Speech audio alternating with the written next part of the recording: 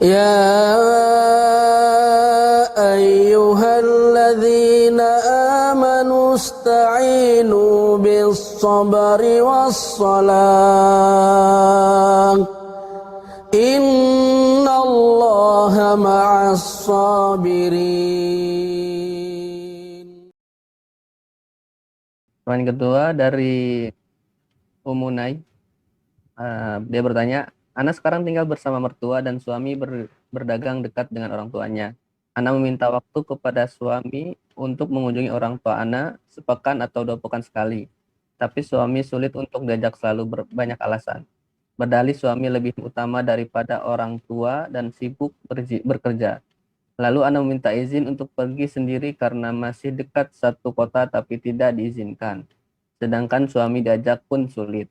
Ana tahu Ustadz istri harus patuh kepada suami. Tapi apa sampai saat ini orang tua Ana sampai menangis karena sulit bertemu dengan Ana. Sampai bertanya apakah kita mengaji diajarkan seperti itu pada orang tua. Mohon solusinya Ustadz. Nah jemaah, ini fenomena yang banyak terjadi ya. Kadangkala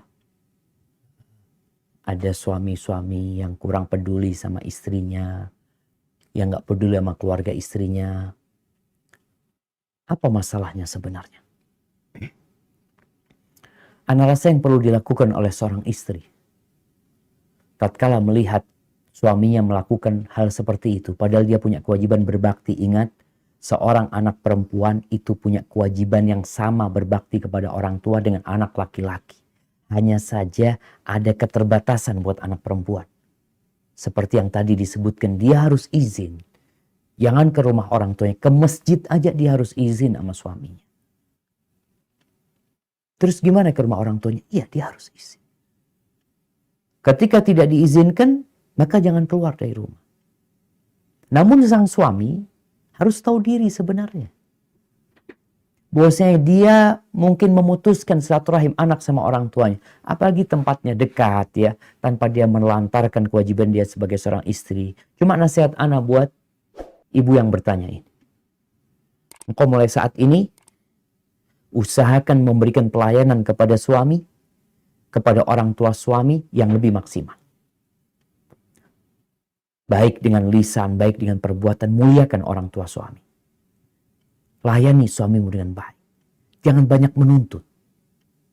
Sudahlah, kalau memang gak diberikan, engkau bicara sama ibu, sama orang tua. Bu, doakan bu ya. Aku lagi usaha nih, semoga jadi lebih baik. Kemudian nanti bisa ngomong sama suami, Bang, silaturahim nih insya Allah membukakan rizki. Karena sebagian orang berpikir, kerja itulah yang mendatangkan rizki. Itu sebab rizki. Bukan hanya itu. Istighfar mendatangkan rizki. Silaturahim mendatangkan rizki. Bertobat mendatangkan rizki. Bersodakoh mendatangkan rizki. Apalagi? Bertawakal mendatangkan rizki. Maka ajak suami untuk lebih fokus lagi bagaimana melihat kunci-kunci mendatangkan rizki. Salah satunya ini adalah silaturahim. Dengan sang anak ini datang ke orang tuanya, mudah-mudahan rezeki abang diluaskan sama Allah Azza wa Jalla. Maka rasa itu yang perlu dilakukan oleh seorang istri, fokus mungkin melayani suami, banyak berdoa memohon kepada Allah, semoga Allah membuka hati suami. Dan untuk para suami, untuk para suami, maka ini, la yadkhulul jannah qati', gak masuk surga orang yang memutuskan rahimnya. Memang istrimu itu punya kewajiban taat kepadamu. Tapi engkau punya kewajiban berbuat baik kepada istri. Maka hendaklah bisa menyeimbangkan hal itu. Hadza wallahu a'lam bissawab.